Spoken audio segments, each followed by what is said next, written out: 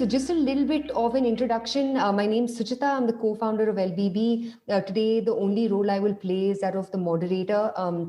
And hopefully, share a couple of dad jokes with you guys as we go along over the next hour. That's me. I'm just going to be moderating today. The actual, heavy lifting of the conversation will be done by my colleagues. There's Abhijit, who essentially leads brand solutions for us, and he works with a lot of our ad brand partners. He's going to bring a perspective in terms of, what he's seen from the advertising space. There's Tanvi, who leads brand marketing for us, and she's essentially responsible for LBB, working on our own social media and our own channels and platforms and making them as engaging as possible. So she will share insights and inputs from what we've seen on LBB itself. There's Akanksha, who leads all of content and content ops for us, and she's going to be, giving you a couple of insights and behind the scenes on what she's seen happen on our webinar app as far as user consumption is concerned. And there's Akshita, who leads merchant onboarding and merchant growth, and she's going to be responsible in today's chat to basically tell you about new brands that are launching, interesting campaigns that are being run by a lot of emerging brands in India, and that's essentially the scope of it. So guys, when we put together our 2021 consumer and marketing trends report, our endeavor was just one, right? All of you guys who are either brand marketers, brand owners, or entrepreneurs, or are leading marketing, etc., at different companies, we want you to have access to the A to Z of what we think consumers are going to be doubling down on this year, and also what platforms and products are going to be doubling down on this year. Very simply, as far as LBB is concerned, we totally understand that 2020 was a bit of a wash, right? I mean, not the best year that we've experienced so far. But what was interesting about 2020, what was interesting about lockdown and then life post lockdown is that it's led to a lot of permanent and semi-permanent changes as far as the Indian consumer is concerned, and also as far as the Indian merchant is concerned. So two big things have happened. SMEs have finally woken up, right? Everyone has realized the importance of having some amount of digital presence and some amount of online presence, and they're actually tapping in to make sure as much of their catalog, their inventory, etc., is accessible to users online, which has been fairly interesting for us to see on LBB. It's also led to a lot of changes as far as marketing is concerned for large brands, which we'll tap into in the latter half of today's conversation. On the consumer front, obviously, consumers have been working from home. Consumers have been stuck at home attending Zoom calls, much like the one that we are attending right now. We've also seen a very interesting shift of consumers from categories like fashion, more so to categories like home decor. So we're going to talk to you about that today as well. All in all, last year was tough, but we do hope that, all the positives that came out of last year, which is an increase in digitization for SMEs, large brands, are going out of more traditional methods of customer acquisition and experimenting with newer methods of customer acquisition. We hope these two big ones are here to stay. And we do hope the consumer, who is sort of excited by this message of vocal for local continues to shop locally and shop from interesting and emerging brands. So I'm going to start with, first and foremost, the category trends, right? The most interesting category trend, and actually one of the more interesting categories has been fashion, which is kind of seen a bit of a haul in terms of how consumers think about fashion and where they want to spend their hard-earned money in terms of the things that they want to acquire and the things that they want to spend money on. I'm going to pull in my colleague Akanksha, who as I said, heads content ops for us. Akanksha, what did you see in 2020 last year, which was actually super interesting and which you see sort of percolating into, key consumer trends in 2021? I think to start with the first, you can see on that slide, the guide to the best vintage and thrift shopping. That was one of our best sellers for the entire year. And while India is not really a stranger to any sort of hand-me-down outfits or sort of a thing, it was really no surprise that when Vocal for Local sort of began to trend, that thrift shopping and the vintage boom began. It started with the sort of consciousness for the planet and slow fashion, but then it also evolved into, when in a year where people had cutbacks, salary cuts, all those sort of things, it grew into a price conscious sort of space as well. So I think people were a little bit sensitive about where they spent their money. If it was something that they would use on a regular basis, they would definitely go out and purchase it. But when it became something that they had to, it wasn't something they needed on a much more frequent basis, it became something that they would turn to thrift shopping, vintage shopping. And that also led to conscious shopping, which meant that they would want premium quality over fast moving fashion. And this wasn't only for women, this held true even for men's, which diversified from just being shirts and tees into being hybrid kurta shirts, athleisure, variety of colors. Prints came in hugely. And I think so the thrift shopping, vintage shopping, and conscious shopping all merged into one. And we saw that trend come up a lot in 2020. And I think Akshita will elaborate on how she sees that coming forward as well. And I think And just also a quick question over sorry. there, right? So you brought up this really interesting point about like Indian prints, sort of being dominating the landscape, whether it's for women's wear or men's wear. Any interesting examples that you saw? Any brands that you want to give a shout out to who've actually done a great job of capturing this trend? I think for the local brands, I think Akshita will be the better person to do that. But places like M&S, H&M, Zara all brought in Indian prints. And it wasn't just for, obviously Zara, H&M don't do very Indian outfits as well, but it was interesting to see how they used Indian prints on non-Indian products. So whether it was dresses, jackets, trousers, palazzos, you saw it on everything. It was that sort of pop of color and prints that dominated across the board. Another really interesting thing that happened in 2020 was, millennials either became pet parents, plant parents, or like actually got knocked up, right? And congratulations, Virat and Anushka. But another trend that we saw sort of pick up was this whole maternity wear, situation, right? Do you want to talk a little bit about that as well? Yep, I think one interesting thing that we saw even until maybe 2020 in the beginning of 2020, perhaps late 2019, in India especially, it was hide the bump, just hide the bump one way or the other. But I think last year slowly it started becoming more about women, millennial mums who didn't stop going to work, who continued to live their lives, and they sort of wanted to just be themselves, body conscious. They were much more body positive and were not conscious about showing their bump. And I think because of that, it led to a very interesting change in how people looked towards maternity wear, and a fair number of brands did crop up. I think people highlighted West Side, again H&M, all of them highlighted their maternity sections. So I think that was very interesting. That also, in a sort of supplement to that, was kids fashion. This whole concept of mommy and kids, wearing the same things, twinning, all of that came back. And what we saw was, again, a shift from ethnic and usual outfits to much more contemporary, comfortable stuff. Got it. Akshita, I want to pull you in because, I think one sort of, prediction that we made even when we were thinking of our merchandising roster for 2021 is just how multifunctional fashion's becoming.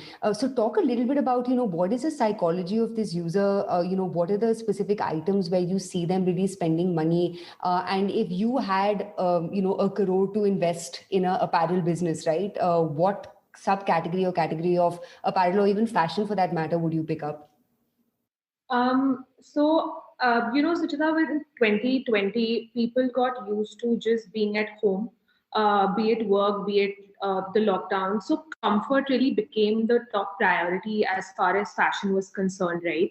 Talking about multifunctional, so multifunctional fashion, be it clothes or footwear, is what people started looking for, and we saw that on our platform. We saw that with other brands, the kind of collections that were coming out. So silhouettes that are professional for office, stretchy enough for your yoga mat, or comfy enough for the couch were, the kind of silhouettes that people were looking for and people were buying. Pinterest calls it athflow, which is athleisure meeting elegance. But what I'm getting to is that, anything flowy, so be it flowy pants, casual jumpsuits, oversized outfits, anti-fits really became the new, go-to loungewear. And we saw this with respect to shop on LBB also. A lot of brands started sending collections of, multifunctional outfits. And footwear, but the point here is it was all with an Indian twist, which Akanksha mentioned. So be it men's or women's. So think of like midi dresses with Ajrak prints by one of our really favorite brands called Rasleela, or I don't know if you guys have heard of this brand, but this upcoming brand called Rare Rabbit, they've introduced this new range of, go-to loungewear for men. They're doing ikat printed denim joggers. So interesting stuff coming up. But the point being is, I think multifunctional is where the investment is happening. That's what we've seen with brands. So it's multifunctional clothes or footwear along with Indian prints. That's my take for 2021. This is just a quick mood board of what we expect to happen in 2021. Again, touching upon all the topics that Akshita mentioned. I want to get into home, which anyone who follows me on Instagram or anyone who looks at my shopping history on Shop on LBB knows is my single most favorite category. So Akanksha, was I the only one who went broke in 2020 because of spending too much money on home decor, or do I have other companions in this as well? You have a lot of companions in this, though you're cut above everyone else, I think. So I think because people are spending so much time at home, we saw perhaps what would have been focused on fashion and apparel for going out, shifting towards the home. People were trying to make their homes the place because they were spending so much time in it. In the beginning half of the year, we saw everything that was very much more functional. So your comfortable office chairs, your lamps to light up a desk, desks themselves, laptop desks, that sort of dominated. And it seemed like it would be the end of it, because once you set up your office at home, we thought that would be the end of it. But it suddenly, sometime around May, June, it picked up, and then it moved away from the functional stuff to much more vibrant accessories and things that were well beyond what you would traditionally call just furniture. Diversity within home decor became an actual thing. It ceased to be functional at all. And I think while Pinterest has been saying that this whole Scandinavian look is going to be dominating, and while that may be true perhaps in the Western regions, I think what is really going to trend in India is the other trend, which is granny chic or grand millennial, which sees lots of pops of color, accents in not monotone. So nobody was looking for a single or dual tone anything, whether it was couches or any of their decor. It was much more, think Chumbak. Chumbak actually brought out this style of having mismatched but very interesting and personality driven home accessories. So bamboo, cane baskets, trays, anything that Nani had in her house is coming back into fashion. Absolutely. And I think what you brought up is so interesting because historically speaking, home decor has unfortunately, or actually by design, always been one of those categories that's been unbranded to a large extent, right? Like you said, at least from a Delhi perspective, you've got your Kirti Nagar where you go to for furnishing, you've got your Haus Rani where you go to pick up your, pots and planters. But now there are brands coming into everything. Akshita, when you think of, this individuality that's almost come up within home decor, what comes to your mind? What is really driving this millennial, Indian customer vis-a-vis where they want to spend their money when it comes to their home? Instagram has given everyone their own personality type. So now no one's anymore, sort of tied to what should look like a perfect home setting. And we've seen this on LBB as well. So the trend, that's going to be dominating 2021, according to me, is the whole mix and match trend. So we see a lot of home accessories move on LBB shop. So be it cushions, be it wall art, clocks, candles, dream catchers. I mean, what Akanksha said, right? Everyone wants to, sort of reinvent their corner. They want to buy stuff which is easy to fix, they can play around with. I think fast home decor would be a big trend in 2021, and we've seen this with merchants that have come on shop on LBB. So be it wicker home accessories from Opaque Studio, or macrame wall hangings by Macrame Corridor, pendant lights, another super interesting category that we've seen move on our platform. By brands such as Earth Heart, Lafayette Lights, rugs by the Rug Story. So I think all of these accessories combined together is something that's going to be trending in 2021. So basically, if you're a home decor brand, think outside of just the confines of furniture and really think into, and think through what the, quicker sort of moving consumption items can be for you. I want to sort of, jump into now beauty and personal care, right? Obviously, given that non-essentials were banned up till June, I don't know about you guys, but I tried everything from putting wheat on my upper lip for self-care to, suddenly finding a newfound interest in a, chumpy massage, which, you're really not that used to. So as a customer who genuinely doesn't give a shit about beauty or self-care, as you can tell, I, found myself actually really investing in self-care for a change. So, and Akanksha, you mentioned, in your top recommendations of 2020, you mentioned how, again, not just me, but this millennial customer, a little worried about going to a salon or a parlor, so sort of took matters into their own hand and, figured their own routine out. So talk to me a little bit about that. Yeah, so clearly you're the trendsetter. That's exactly what happened, right? DI was everything this year. And I think what was very interesting to see was people, like you said, people were too afraid to go out. So everything came back into the house. And it was an interesting mix to see how everything that is very traditionally Indian, including the ingredients, the methodology, somewhere along the way met very high tech. So on the one hand, you would be happy to be using Indian ingredients to sort of use as a face scrub, but then you also saw a lot of tech coming in terms of hair removal, hairstyling, men's grooming products. So it was very interesting to see how at home everything became the be all and end all of what we saw as in the beauty category. In fact, Nika's trend report sort of said that pampering, indulgent, feel good skin, hair, and bath and body products dominated. And this didn't include only your face oils and things like that. It also included aromatherapy, candles. So I think there was a shift in how you looked at beauty and skincare this year. 2020 was also the year, Akshita, where we saw a lot of makeup brands come up, right? Which was kind of weird because, no one was really using makeup thanks to your, Zoom calls and not having to, go to office or have any external occasions. But we saw makeup pick up closer to Diwali, right? When your gifting period, etc., starts. And now, obviously, you've got everyone from Faye Beauty to, Nabel to a billion other brands that are out there. What is your take on, where makeup and Indian makeup brands at large are going? It's very strange that India, being such a diverse country, we were always, were being sold this one type of skin, which was fair. But I think now is the time when brands have really started tapping into this whole personalized range of products, be it skin, be it hair, be it body makeup. So as per the vendors report, customers are looking for a made for me product, which is addressing a personalized need. So be inclusive would be sort of my advice to any beauty brand figuring it out, or trying to think of products for 2021. And then there are obviously brands like Skincraft, Vedix. They're all doing personalized skincare. So they'll analyze your skin and then they'll suggest products as per your skin type. But in all of this, a whole personalized range of products, customers, thanks to the pandemic, are also going back to their roots. They're very much aware of the kind of ingredients that they want to consume. So the whole "I support this cause for my own good" will be the customer attitude going forward. And we've seen that with brands and collaborations in 2020. So Fab Valley India launched this whole India skincare line, which was focusing on skincare made from all natural ingredients. Or it was My Glam doing a collaboration with Manish Malhotra, and surprisingly, all the products in that range had ingredients like haldi, kesar, cinnamon, ginger, and so on and so forth.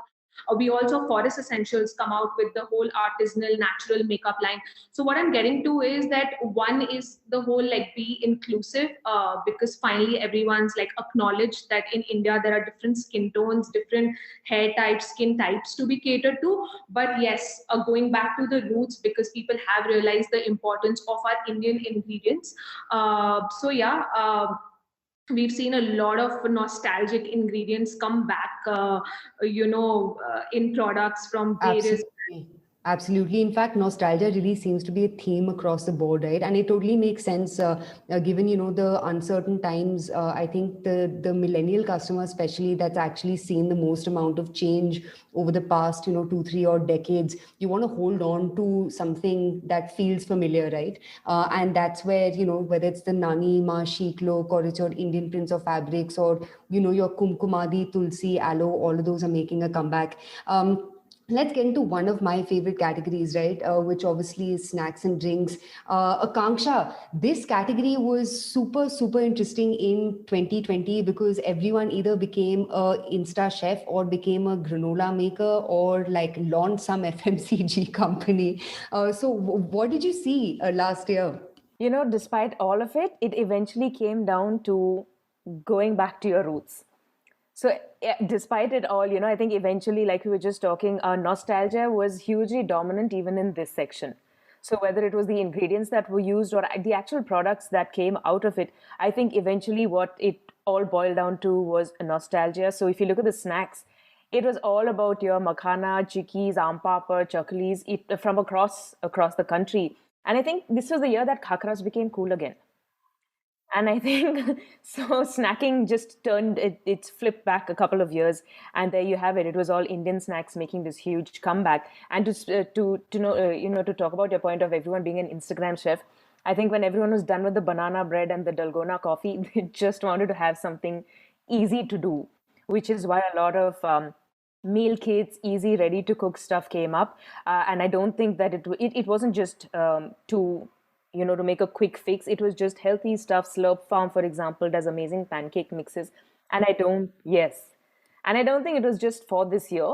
I think it's something, I mean, I'm sure Akshita will elaborate, but I think these kind of things are here to stay because convenience at the end of the day is what matters. I think it was a great year for Indian alcohol.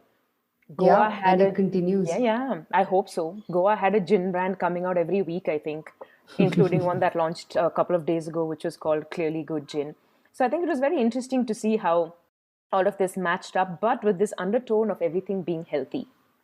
Got it. Got it. That's super interesting. And obviously, a healthy immunity, that's the term of the day, right? In term of the year, because of course, people are still paranoid about, their health, about COVID. And I've also realized how fleeting, these moments can be, right? And therefore, doubling up on health is important. Akshita, talk to me about this whole supplement space, man, because, on LBB also, similar to with every good gin brand coming out, there's also a supplement brand sort of launching, right? We saw everything from power gummies to some collagen brand, etc., launching. What's your take on this whole supplements, vitamin, immunity, etc., space?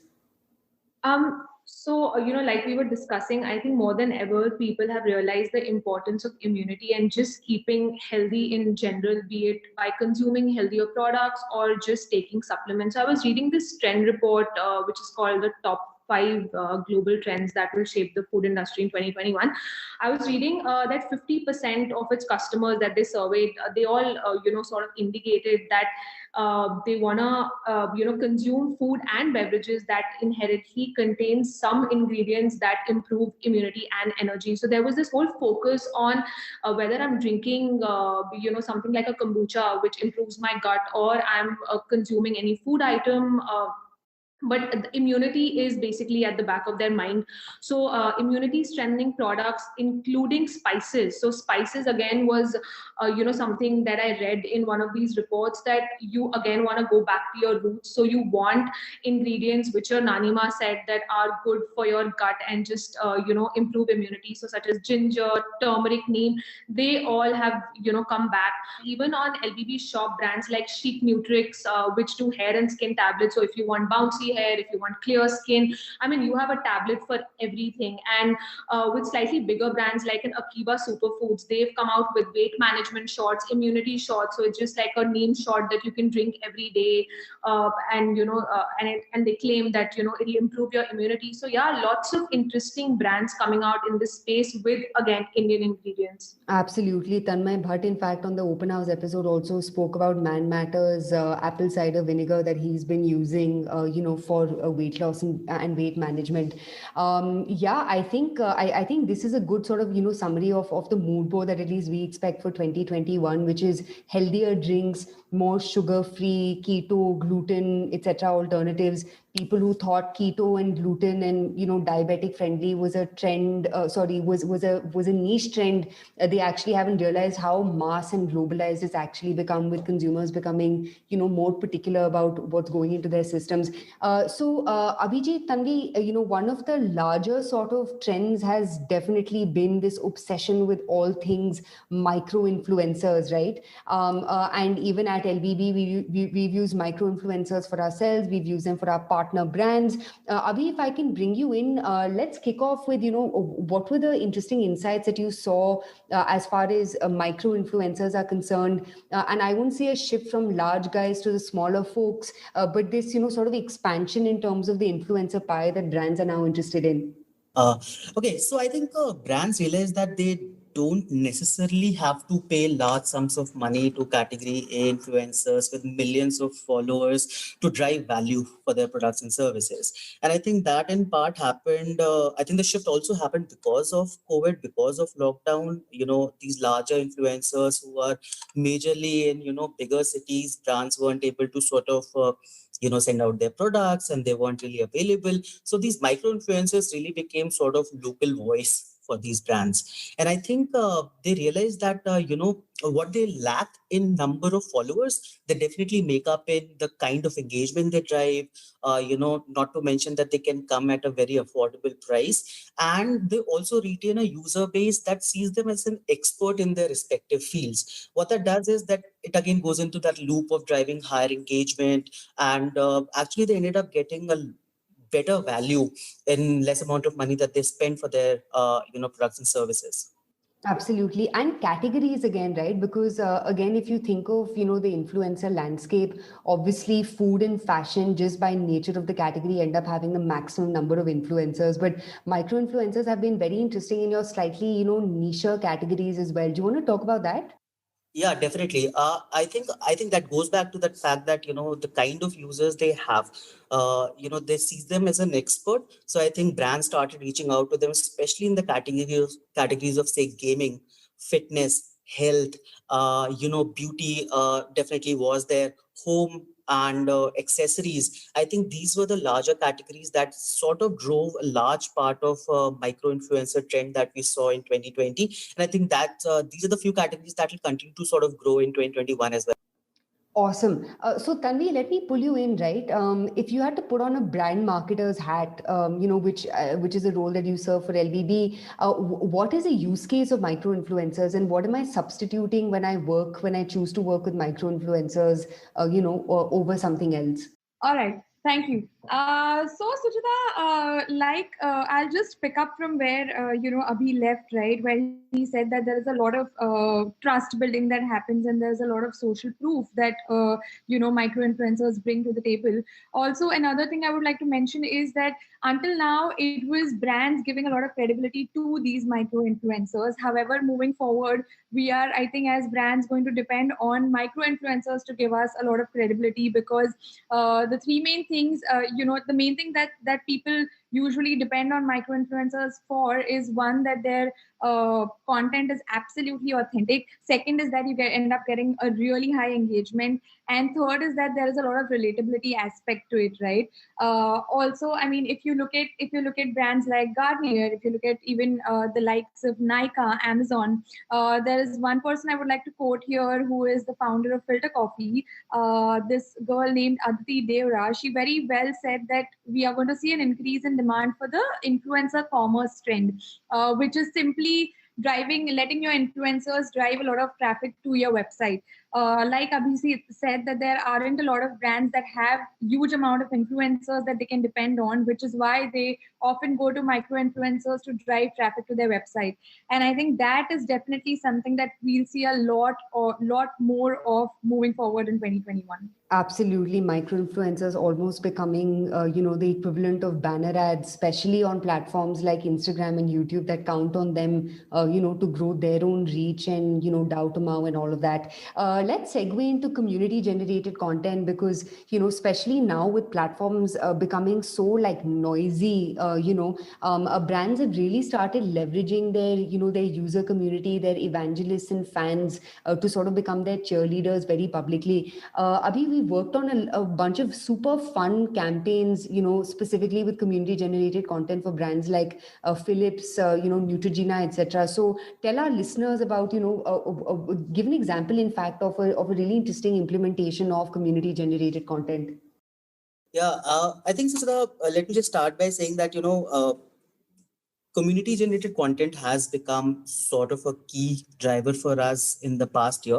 I think we have worked in varied categories and different brands when it comes to actually getting content out of users, and this happened in large part because brands have realized that the content is authentic, they can use it on their social platforms, it just boosts conversion, and it has a very high trust value with whoever is watching it. And in that sense, I think one of the larger campaigns that I can talk about is Philips, which is a consumer durable brand. And the idea was to amplify their existing sort of a campaign, which was around Khushiyon Ki Ladi, to reach out to people and ask them how they are spreading happiness during Diwali. And we got almost 5,000 plus, user generated content from LBB community. And these content pieces were then sort of used to highlight the brand on social media. And we just saw we saw almost twice the engagement we usually get on a branded post. So the fact that it doesn't look branded, the fact that it comes from an actual user, it just gives it a higher trust value, it just boosts conversion, and those content pieces go a long way in sort of building trust with your audience. Absolutely. And Tanvi, we've worked on a lot of really interesting campaigns even for ourselves in Shop on LBB, right? Where we've kind of used, user generated content, and leverage that to drive better return on ad spend. So when you look ahead, right, talk to us a little bit about how you see brands creating UGC. Mm-hmm. So one thing I would definitely, this is an observation that we've made, right? Which is I feel the internet is now unbundling into micro communities. And I think as a brand, it has become important for us to tap into each of those communities while also making sure that we are very, we are being very relevant and we are being very relatable, right? A lot of times we see that the whole purchase and sell method, the traditional way of selling is no more going to work. Users are going to look at a lot more value that they can get from customers, right?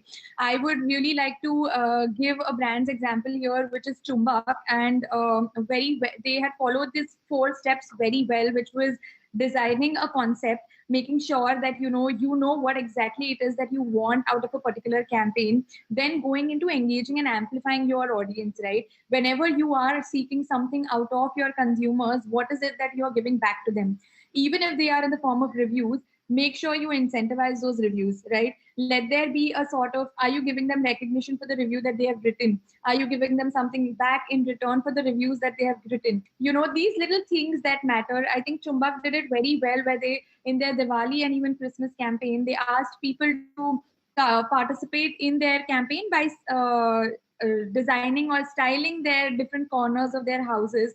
They then took the best of those and then they put them up on their social media platforms. And even on our app and our website, in fact, to the point that you made, whenever a customer drops a review or, adds an image, they get LBB perks, which, they can use as discounts the second or the third time that they transact. So you're totally right, where every step of the content creation journey, there has to be some carrot, right? Some incentive given for users, to take it up a notch. Last 2 sections of this, final section, and the more exciting one is, finally brands have woken up.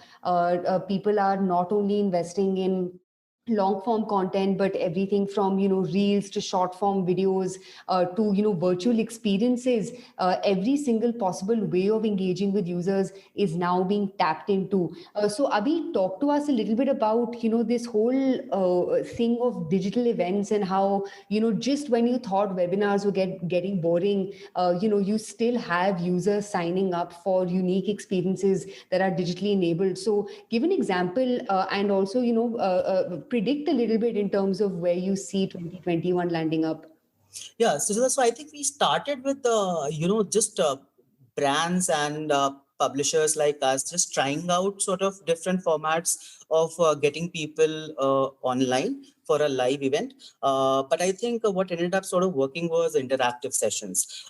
So wherever, there was a possibility for users to sort of interact, become part of the conversation, wherever they could try out the products, those sort of interactive sessions saw a lot of stickiness. People, stood around for the entirety of the event. Going into 2021, I think interactive sessions will sort of keep on happening until the very end of this year because of the kind of situation we definitely are in. I think one example that really stood out for us this year was obviously the kind of approach we did, but how we were able to sort of drive interaction between the brand and the consumers. And that example is of Neutrogena, wherein the idea was to drive sampling, but also get people to sort of try out the product in real time and give a real time feedback.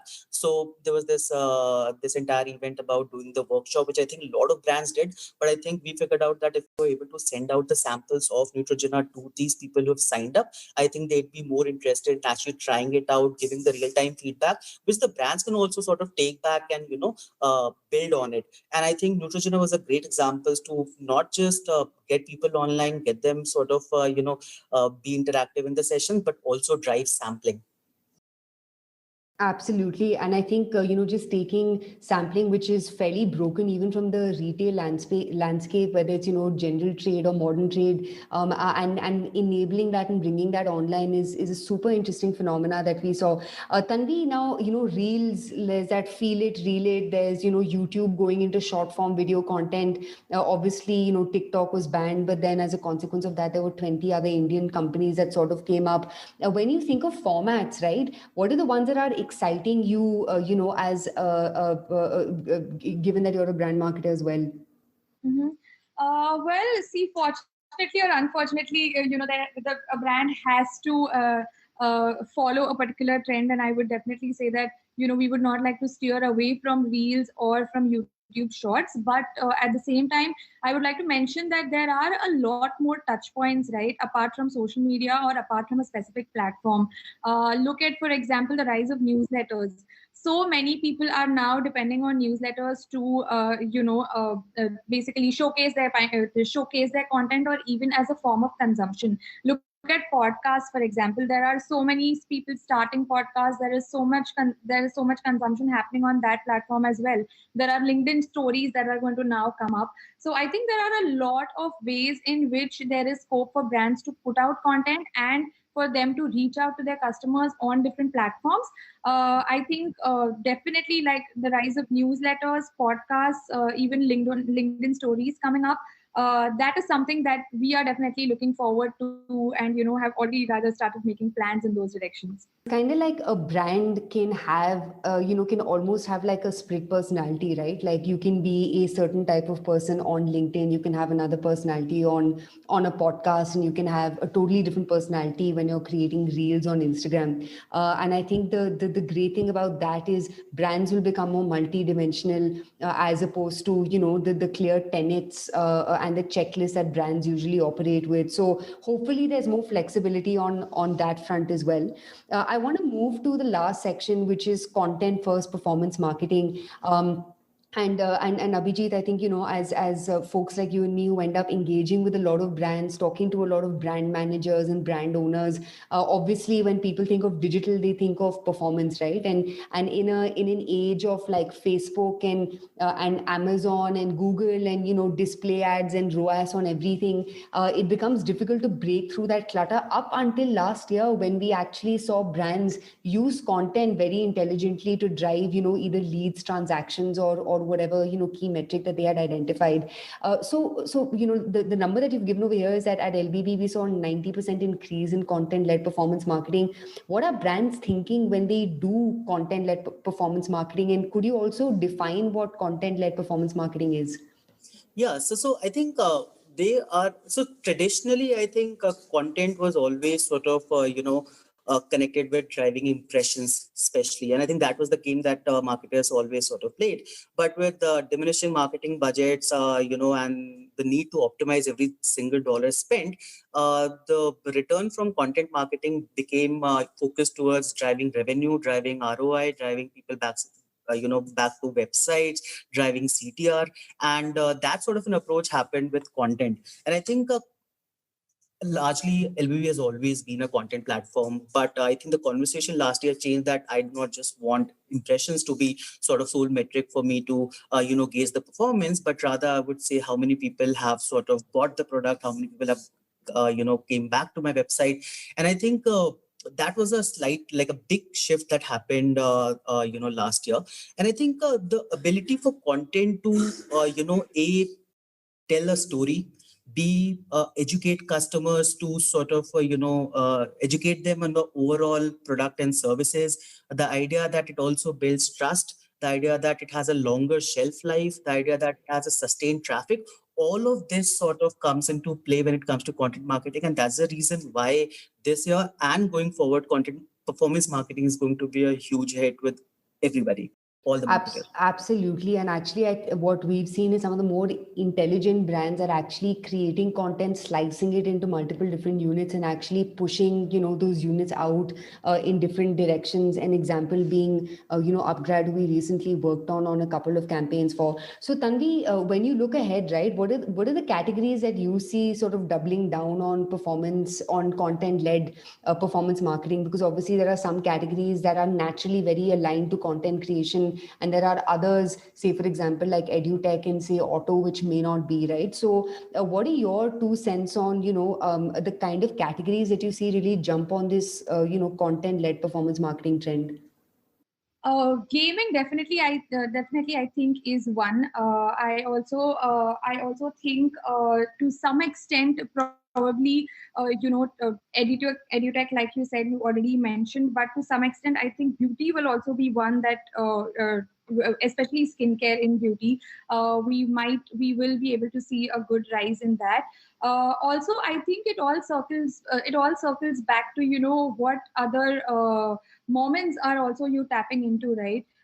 For example, even something like, I think even entertainment industry for that matter. I mean, and I would like to give Amazon's example over here, where they just remember this whole Rahul Bose moment where a tweet went viral about him mentioning that a luxury hotel charged him say about for 440 rupees for a pair of bananas, where they just jumped in and said that, oh really, but Prime membership just charges, like we just charge you 129. So there are a lot of aspects under even content led performance marketing, and I think it highly depends on brands being absolutely alert about what are those moments that they must tap into, because this is the time when everybody wants instant fun, right? Reels are all about instant consumption. Everything has to happen in real time. We can't wait for there to be a right time for us. No, absolutely. And you brought up such a great example on, moment-based marketing, and and using every content moment, whether it's on Instagram, Twitter, YouTube, wherever else, and leveraging that to your benefit. So this covers the, more the more sort of like direct presentation part of what we had to cover. I'm gonna sort of get into a couple of, questions over here, and shoot a few questions your way, guys. All of you on the call who have either just joined us or have been listening to us for a period of time, do drop in your questions. I'll be able to, make sure that I take them directly. I'll just quickly change the settings. There we go. So keep sending your questions my way. More than happy to take them on. So Akshita, I want you to jump in over here, because through Shop on LBB and even through just LBB at large, we guys are introduced to new brands every single day, right? It almost seems like there's 10 new brands coming up every single day. If I gave you like $1 million, right, and told you to cut checks to 5 brands, I know I'm putting you on the spot over here, but what are the 5 brands that you would pick up, and who would you sort of invest in if you had to wear that hat and wear that lens? I think, Suchita, more than brands, I would kind of put my monies in certain subcategories, as we would like to call it. So I think fashion and home are these two categories where I'll probably, as like larger umbrella categories, I'd like to put my monies in. And but if I was to talk about fashion, like I mentioned, I think Indian Prince is gonna be my like biggest bet. with all of those flowy outfits and from like bed to desk outfits. But yes, I think Indian prints would be one sort of category that I'll bet on.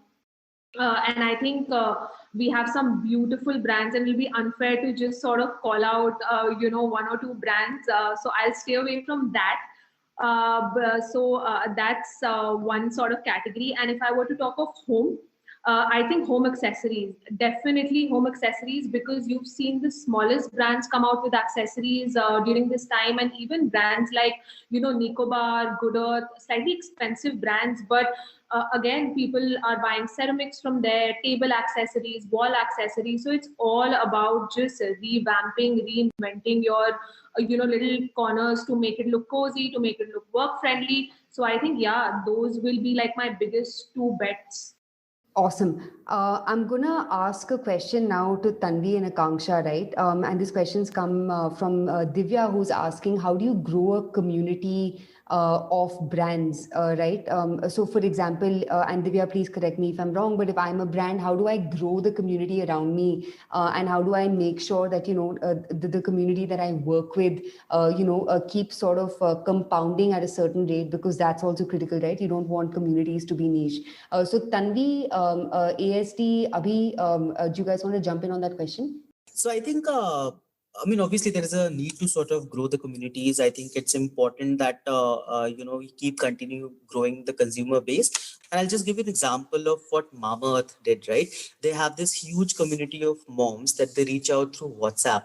And I think it's one of a kind of a marketing effort that Mama Earth brought that really helped them sort of become top of the mind, especially in their, core target audience. And I think the fact that they started with only say 1,000 moms and now they have a community of 10,000 moms, I think it speaks volume, because I think that kind of interest, it draws other people in, especially because word of mouth marketing goes a long way getting people into the business and getting them interested. And I think that is one of the ways. I mean, you have to keep engaging with them, you have to keep incentivizing them, you have to be genuine with them, you have to have a good brand story, you need to have a good product, like all of those things go, but you need to keep engaging with them on a regular basis, and I think that will have a compounding effect. And you brought up a really important point, which is, a community shouldn't only be looked at as a way for you to, get content or whatever else. They should actually be looked at to get feedback. And I think that is super, super important, right? Because who's best to hold you accountable to your, values or to your, true goals than, your top 1,000 fans. In fact, A16Z has this fantastic article, Anderson and Horowitz's newsletter. They have this fantastic article on, the top 1,000 fan sort of philosophy. So, which all of you guys on this call should totally check out. Tanvi, yes, anything you'd like to add there? No, I think Abhi's covered it, but I think the reciprocal thing of it's not that you can look to your community as only as a consumer, like you said, right? I think it's very reciprocative about how they can hold you up to those standards that you sort of believe in, and then they become the voice of, they become the face of your brand. So I think it's something that we try to do at LBB as well. Wherein we have niche groups, and we've started our own WhatsApp groups as well. And this is a much more direct and personalized sort of relationship that you can have with your users and consumers, which more and more is being called your community rather than actually a consumer or a user. Absolutely. And I think Akanksha just alluded to a really interesting exercise that we did. So those of you on the call who are, brand marketers on LBB, we actually, took 5 of our team members and our editors, and we asked our users to sign up to be a part of their WhatsApp group. So Akanksha, in fact, has her own WhatsApp group. And, once a week, she sends out WhatsApps in terms of recommendations for, what folks, what our user community can do. And we saw that work really well and in a very interesting way in terms of not just driving, page views and all of that, but also getting user feedback, right, in terms of what they like and what they don't like. I'm going to ask Akshita you a question now, which is, people think, millennials are like hip and cool and, are like down to try the coolest D2C brand that's out there. But obviously one thing that, we know for a fact is millennials, which is essentially users who are largely in between about 20, to 23, all the way up to 35, 36.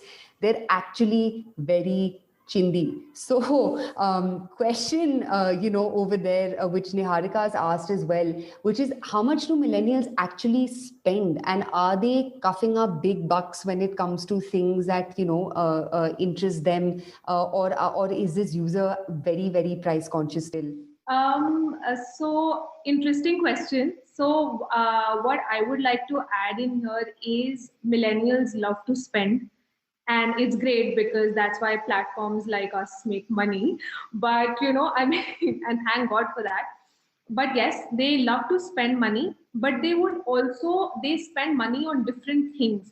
So to call them chindi, I don't think so that's the right term, because chindi would mean that they spend lesser money. But I think what we've seen work is that they're looking for interesting options to buy. So if I were to tell a millennial that, hey, this is like a really cool brand of coffee, because guess what, you if you post a picture about this coffee on your Instagram, and tag a friend, they'll send that coffee to your friend. So Slay Coffees recently started doing gift coffee to your friend, and every time you order the coffee, you can gift it to a friend. So I think giving them interesting options is what kind of gets them to spend money. They're looking for the next cool thing to buy. So if I were to tell them that, hey, like, move away from Skippy peanut butter, because I'm going to get you Happy Jars original, like only peanut, all natural butter, they're down to try it. So I think that whole, the point here being that they want to be cool, they want to stand out in a certain way. So I think giving them options really helps, and they will definitely spend money. Like, there's no doubt in that. And we've seen that in our categories, even in home decor.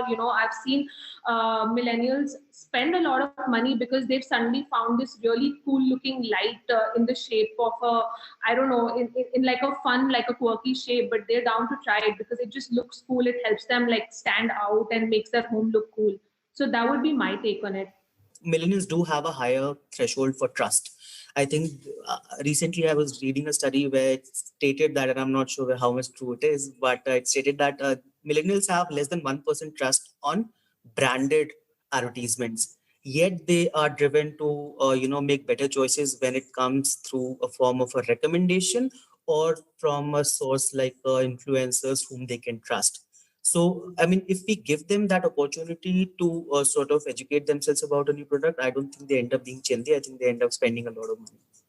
Absolutely. In fact, this one term that we guys use internally at LBB is this term called accelerated signaling, right? Where in our parents' generation, signaling came from, where you stayed, what car you owned, if you had a fancy watch or not.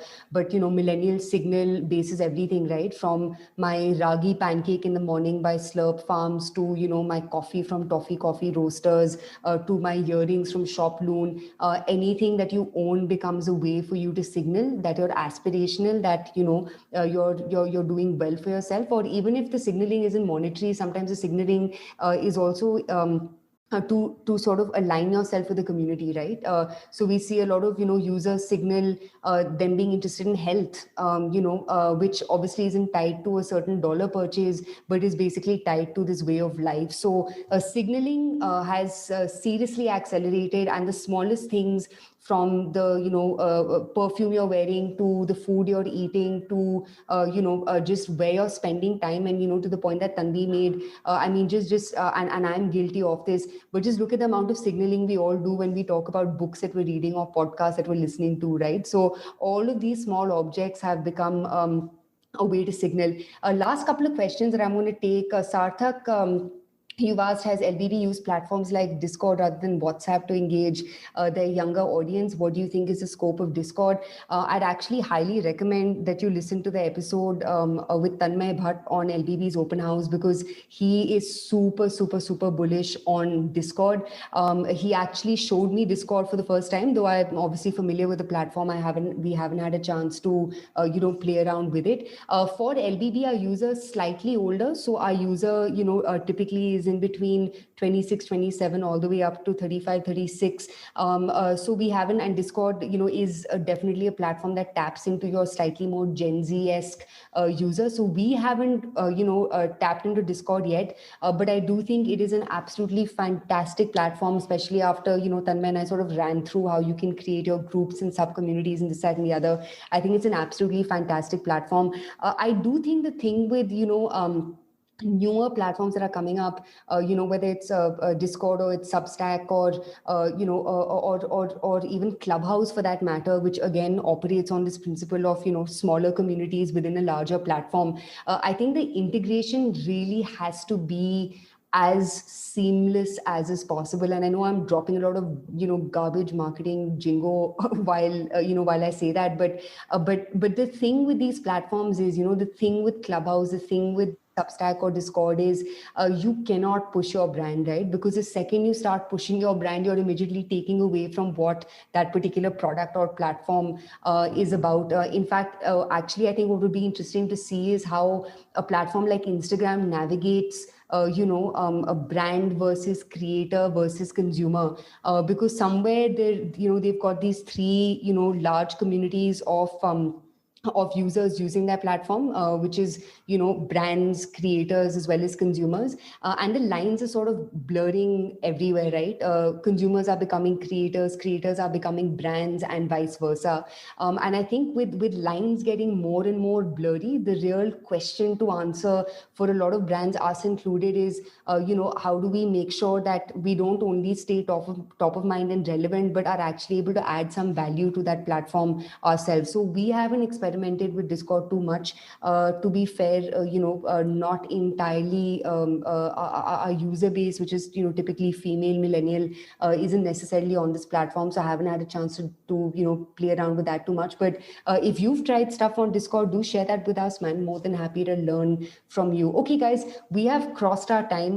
We're at 6:05 now. We're gonna bid you guys adieu. Thank you so much for tuning in. We hope this was super helpful for all of you. If you enjoyed the session, give us a shout out on Twitter @FromLBB, or on Instagram, tag us @LBB for business. Sorry, Kanak, I hope I got that correct. My name is Suchita. My colleagues over here are Akshita, Akanksha, Tanvi, Abhijit. We've all had an absolutely fabulous time putting together the report for you.